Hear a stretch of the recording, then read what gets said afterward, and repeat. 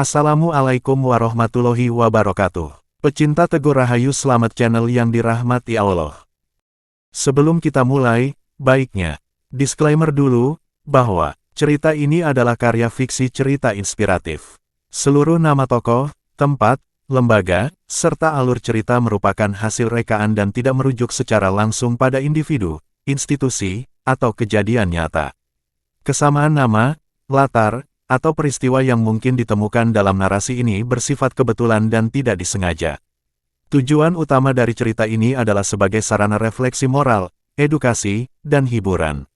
Isu hukum dan sosial yang diangkat hanya digunakan sebagai kerangka dramatik untuk menggugah kesadaran penyimak tentang pentingnya integritas, kejujuran, dan pencarian kebenaran dalam kehidupan publik.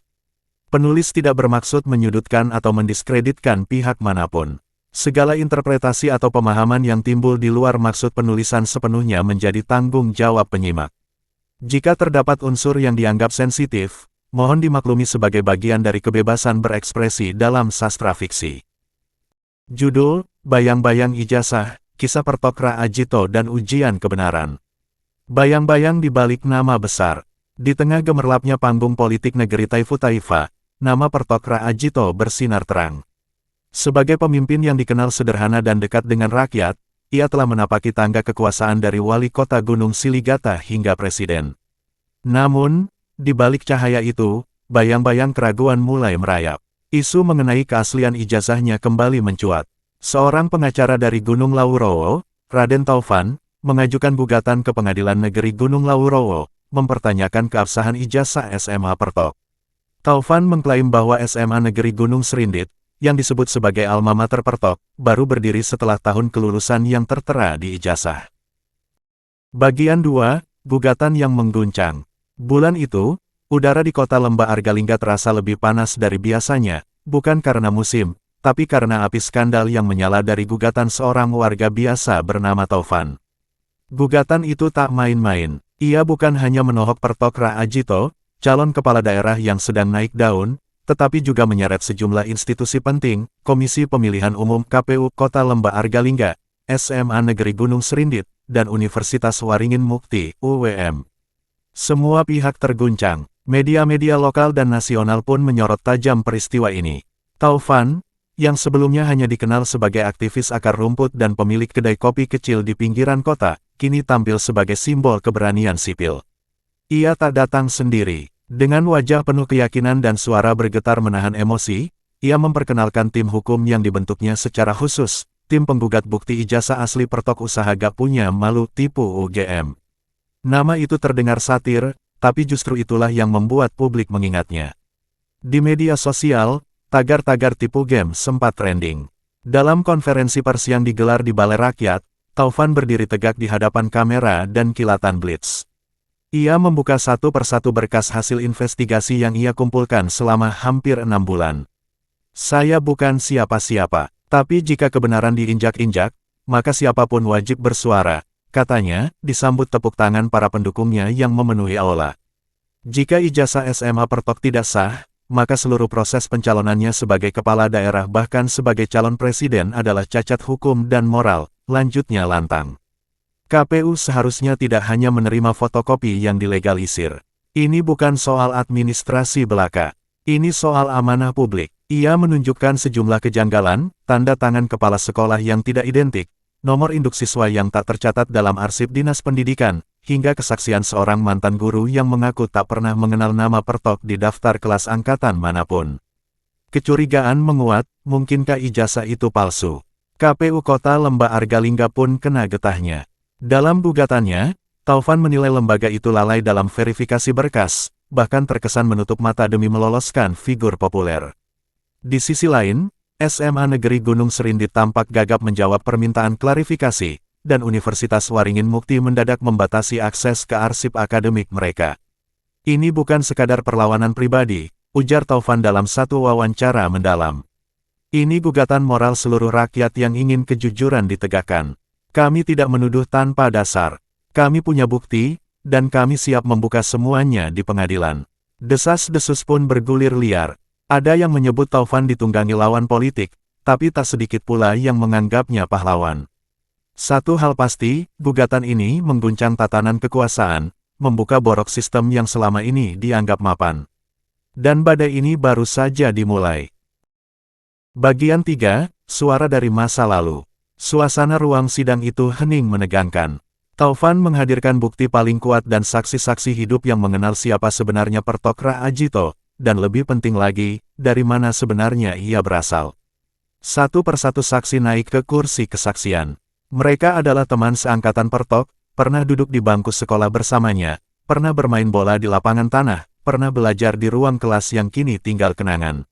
Namun satu hal yang membuat mereka yakin, bahkan sampai hari ini, Pertok tak pernah tercatat sebagai murid di SMA Negeri Gunung Serindit.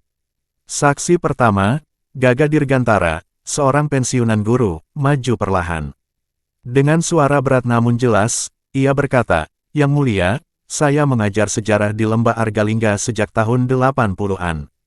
Tahun kelulusan yang tertera di ijazah Pertok adalah tahun 1995. Tapi saya bisa bersumpah di atas kitab suci, SMA Negeri Gunung Serindit belum berdiri pada tahun itu. Bahkan izin operasionalnya baru keluar tahun 1999. Jadi bagaimana mungkin ada ijazah resmi yang dikeluarkan oleh sekolah yang belum ada?" Pengunjung bergemuruh. Beberapa wartawan segera mencatat, sebagian lagi menyiarkan langsung melalui kanal berita daring. Saksi kedua, seorang mantan teman sekelas bernama Parman Widakdo, ikut memperkuat kesaksian. Waktu itu hanya ada 5 SMA negeri yang diakui pemerintah di wilayah Lembah Argalingga. Saya, Pertok, dan teman-teman lain sekolah di Sekolah Menengah Perintis Pandanwangi, SMPPW. Itu sekolah kebanggaan kami. Tapi anehnya, saat kami reuni 5 tahun lalu, nama Pertok tidak ada di daftar alumni. Kami sempat bingung, tapi baru sekarang semuanya terasa masuk akal. Ia lalu mengeluarkan lembar fotokopi buku tahunan sekolah, lengkap dengan foto kelas dan daftar siswa angkatan 1995. Tak ada nama Pertok, bahkan tidak ada wajah yang mirip. Sidang kembali riuh. Hakim mengetuk palu menenangkan ruangan. Taufan lalu menyerahkan selembar surat dari Dinas Pendidikan setempat yang mengonfirmasi bahwa SMA Negeri Gunung Serindit baru berdiri resmi pada Juli tahun 1999. 4 tahun setelah Pertok mengklaim telah lulus dari sana. Bukti ini seakan menjadi palu terakhir yang memecah kredibilitas sang tokoh politik. Pertok sendiri, yang duduk di kursi tergugat, tampak resah. Kuasa hukumnya mencoba menyanggah dengan mengatakan bahwa ada kemungkinan dokumen diubah karena merger sekolah, tapi dalih itu terdengar lemah.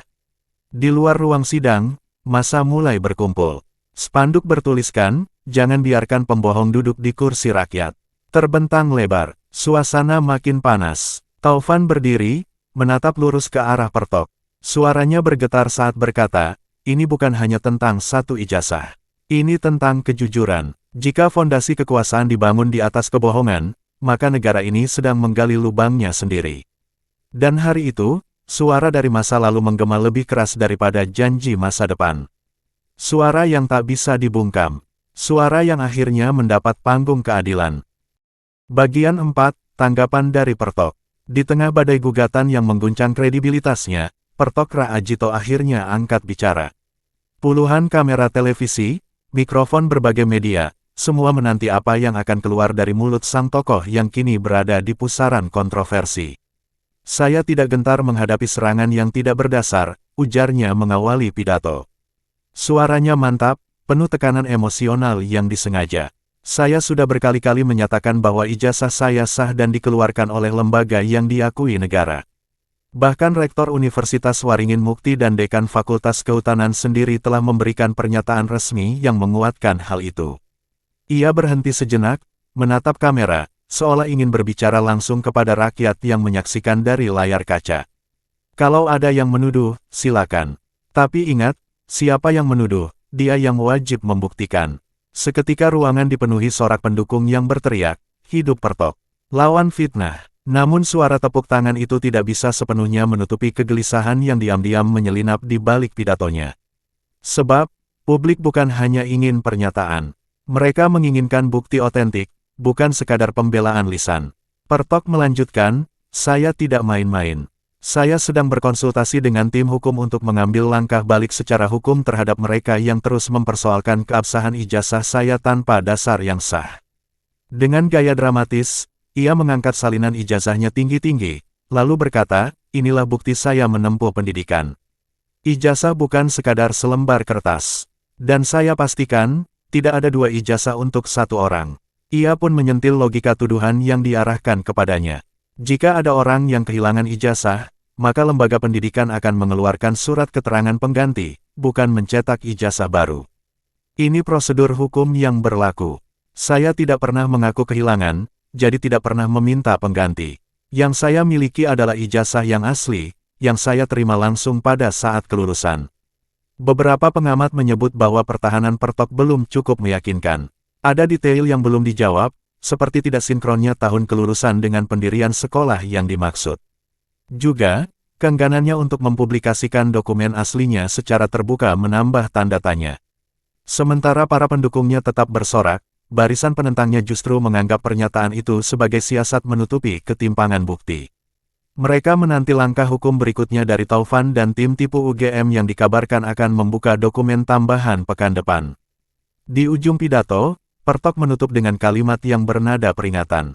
Saya berdiri di sini, bukan untuk tunduk pada tuduhan, tapi untuk menunjukkan, kebenaran tidak akan pernah kalah oleh kebisingan. Sorak pun kembali membahana, namun di luar ruangan, realitas tetap menggantung, apakah kata-kata Pertok cukup untuk menahan badai yang semakin mendekat. Bagian 5, Sidang yang dinanti. Pengadilan Negeri Gunung Laurowo telah menerima gugatan dengan nomor perkara 99G, 2025 PN gelar pada tanggal 14 April tahun 2025. Majelis Hakim yang ditunjuk terdiri dari Putu Gede Haryadi sebagai Ketua Majelis, serta Sutikna dan Wahyuni Prasetyaningsih sebagai anggota.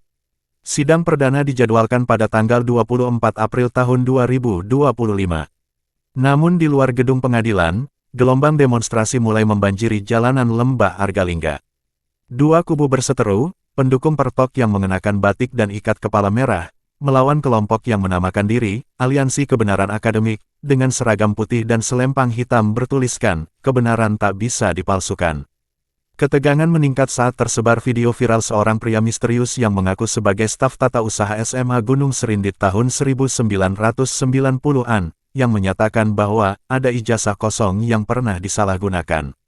Publik geger. Dalam Islam, Allah berfirman, dan janganlah kamu menyembunyikan kesaksian, dan barang siapa yang menyembunyikannya, maka sungguh hatinya berdosa. Al-Baqarah 283. Kalimat itu menjadi senjata moral para penggugat yang merasa punya misi suci. Bagian 6, Pelajaran dari masa lalu. Kasus serupa pernah terjadi sebelumnya. Seorang penulis dan pegiat literasi, Bambang Tirasmojo, pernah menggugat keaslian ijazah Pertok. Namun alih-alih didengar, ia justru ditahan atas tuduhan menyebarkan hoaks. Jaksa menghadirkan kepala sekolah, guru, dan alumni SMA Gunung Serindit sebagai saksi. Mereka semua bersaksi bahwa ijazah itu sah. Tapi publik tetap ragu. Banyak yang merasa ada yang tidak beres, dan bahwa Bambang dijadikan kambing hitam.